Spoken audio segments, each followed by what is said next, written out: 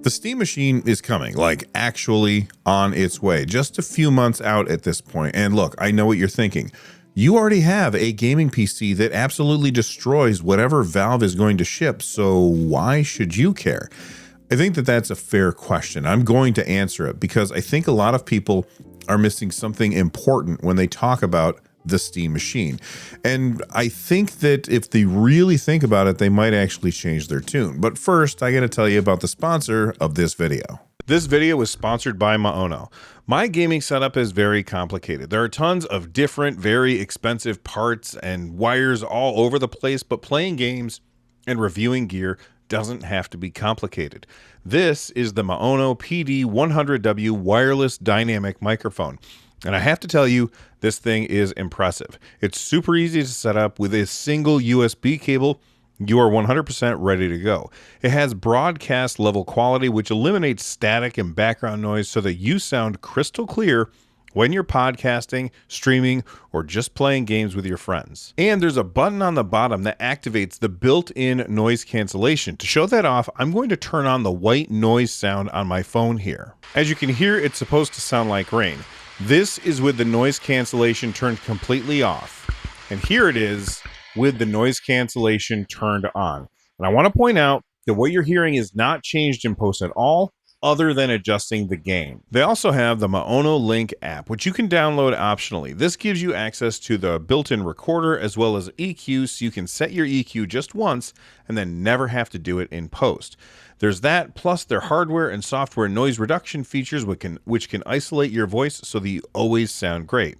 But what I didn't expect is that it also has a 40 watt-hour battery, because you can now go wireless with this microphone and keep your desk setup clean and cable-free. If you want a great sounding and low latency gaming microphone that doesn't break the bank and is super simple to use, then check out the link in the description down below, and a huge thank you to Maono for sponsoring this video. Now, back to the show. We all saw leak after leak after leak about the Steam Machine. In the leaks, it was called Fremont. It always felt like it was right around the corner, but nothing from Valve. Radio silence, classic Valve time. So I did what any responsible, reasonable person with too much time and a parts list, I built my own. I put together a relatively powerful PC. I threw Bazzite on it, which, if you haven't tried it, is a Linux distro purpose-built for gaming on the couch. And I had my own homemade Steam Machine sitting under my TV. Just a few months after I finished mine, Valve went ahead and announced theirs. They announced the real one, because of course they did. So the actual Steam Machine is real, it's coming, and the discourse online has been, I'm going to say, predictable. It's not powerful enough for the price. You can build something better for less. Why would anybody want to buy this? And here's the thing. Some of those people are probably right on the raw specs. You can build a more powerful PC for the same amount of money, whatever that price is going to be. But I think a lot of people are missing the point entirely, because this is not just a power per dollar conversation.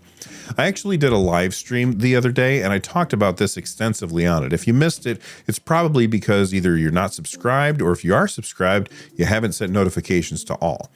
And in that, I talked at length about what makes the Steam Machine interesting to people who already have even more powerful hardware like me. Let me break it down.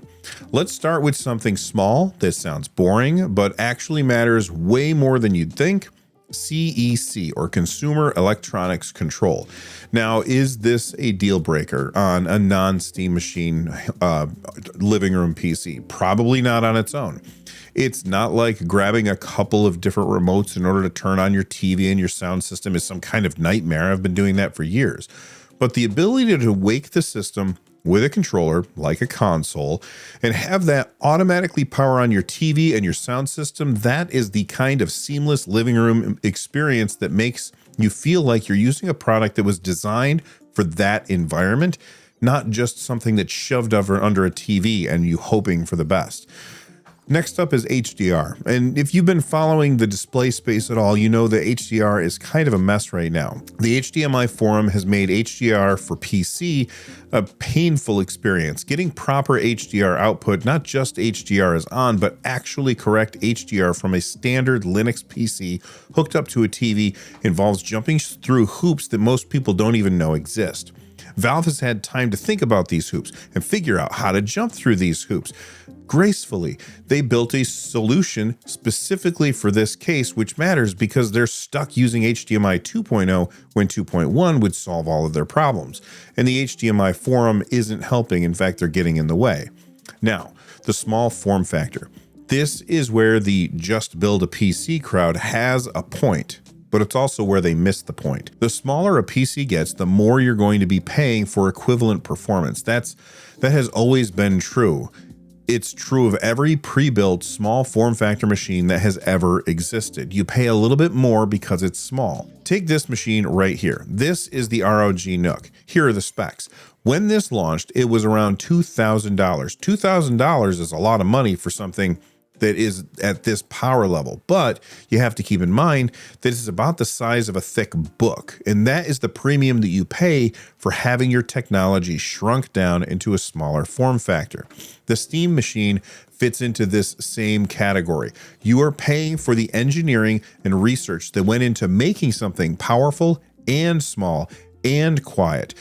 That costs money to do that. This is not new information.